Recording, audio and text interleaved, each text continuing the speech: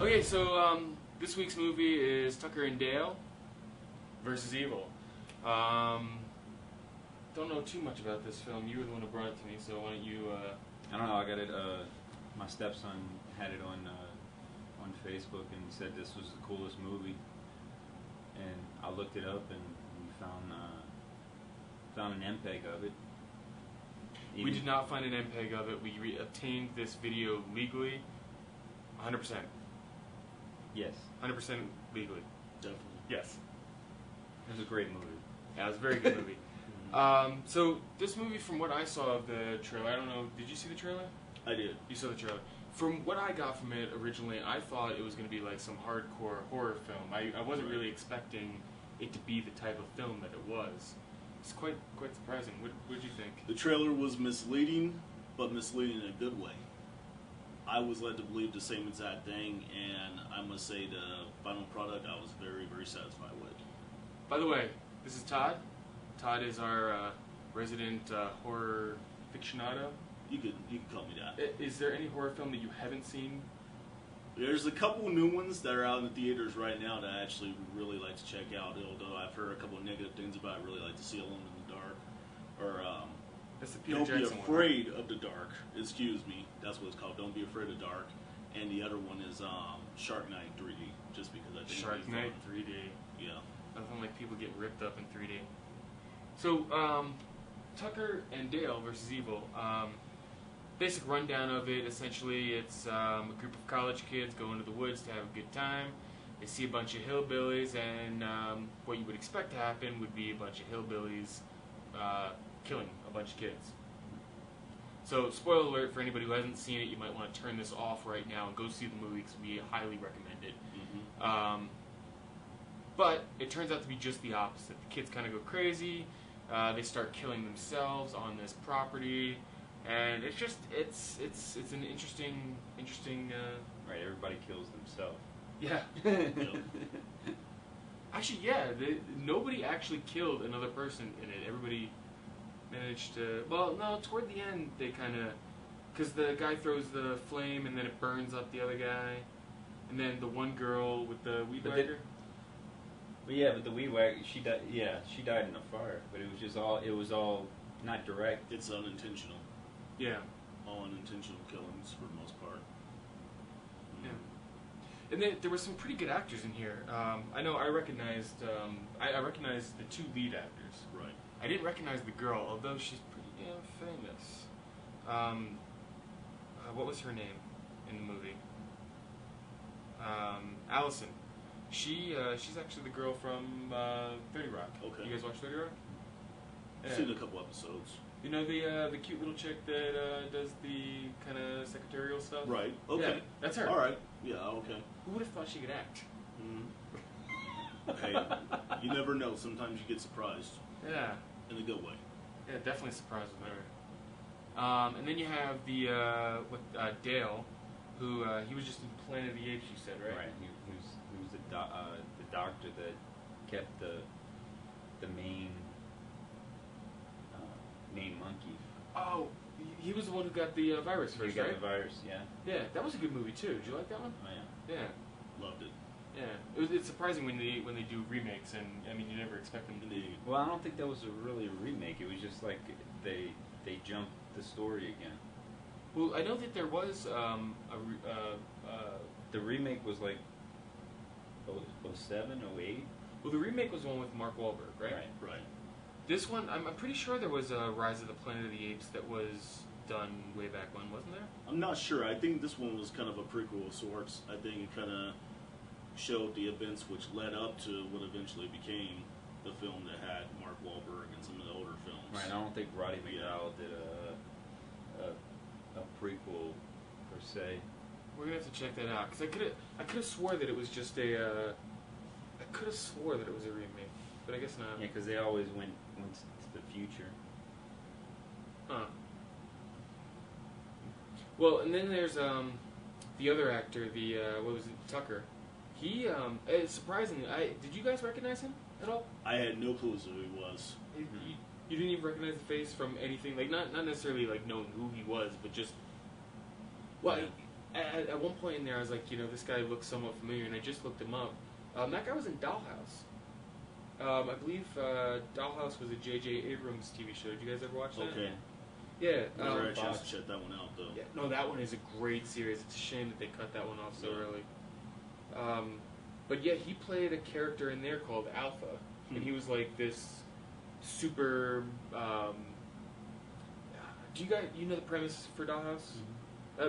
For you guys, if you guys don't know the premise for Dollhouse, essentially what happens is when you commit a crime, instead of serving your time and like sitting in a cell, what they do is they take you, they erase your memory, and then they basically prostitute you out to the highest bidder, and then they erase your memory after that. This way you have no memory of what you did while you were there.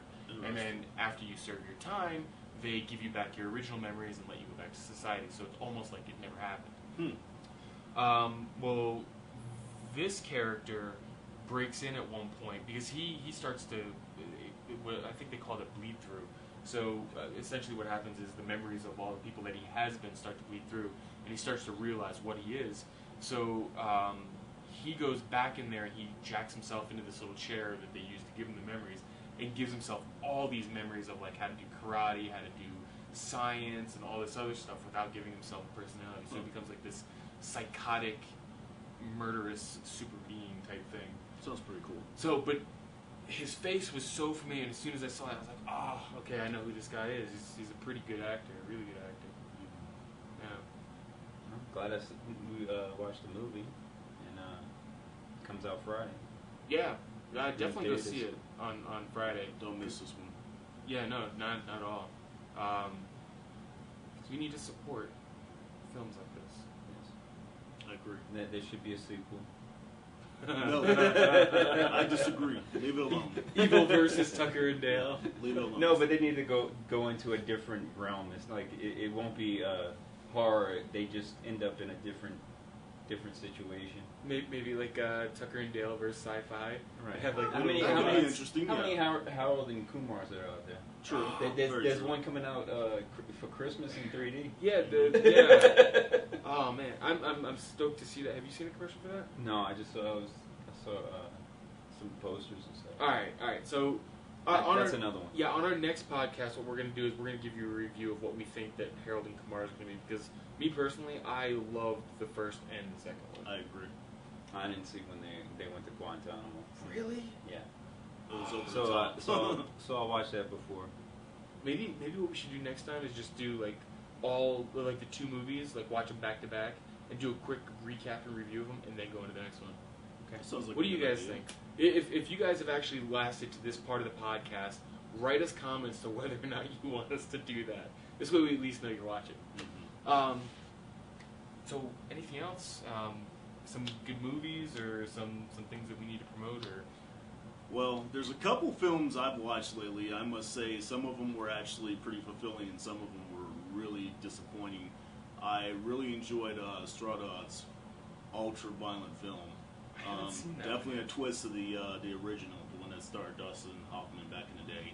Did you watch the original? I never saw it, and to be honest with you, I kind of found at the last minute, right before I went to go see it, that it was a remake. Okay. So I went into it kind of blind besides what I'd seen from the trailers and the commercials and whatnot. Apollo 18, first half of it was kind of a snooze fest, but then it got really, really creepy. That's the one that's all found footage on the moon, right? Correct. Okay. Yes, it's documentary I had no style. interest in that. Check it out, maybe as a matinee. Yeah. The other one that I saw recently was Killer Elite.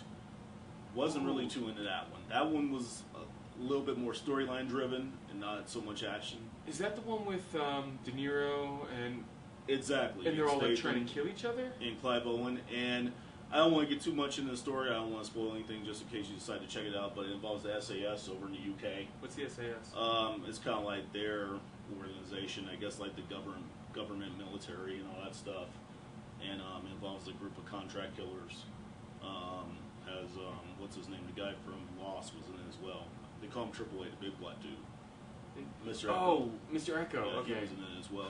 It's funny. We don't know who he actually is an Right, actor, right. but we remember him as Mr. Echo. Right. Yeah, but out of those couple films, I mean, like I said, some were pretty cool, but then some of them were kind of disappointing. I was really disappointed with particularly. I thought would be more action. Yeah, it looked like it was going to be a lot more action. I'll still have to check that out. But since you're bringing up movies that you've seen, and since we kind of skipped the last two, real quick, Attack the Block, freaking amazing movie. If you haven't seen that, go see that.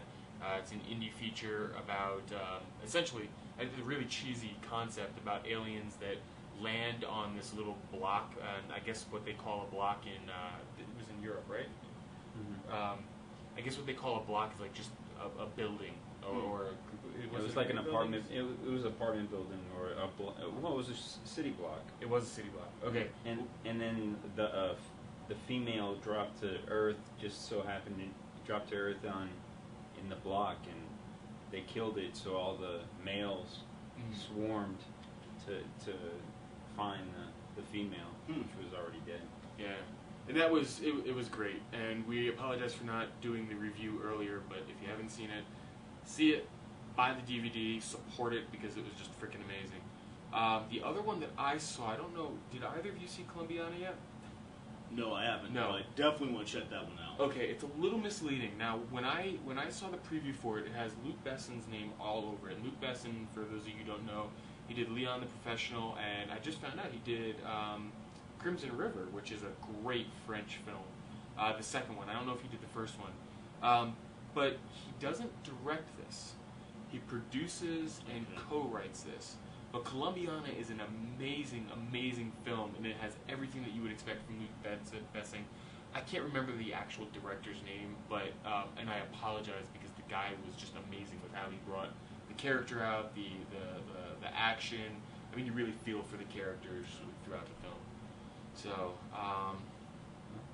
yeah. Till next time. Yeah. Thank you for tuning in, and ciao. Peace out.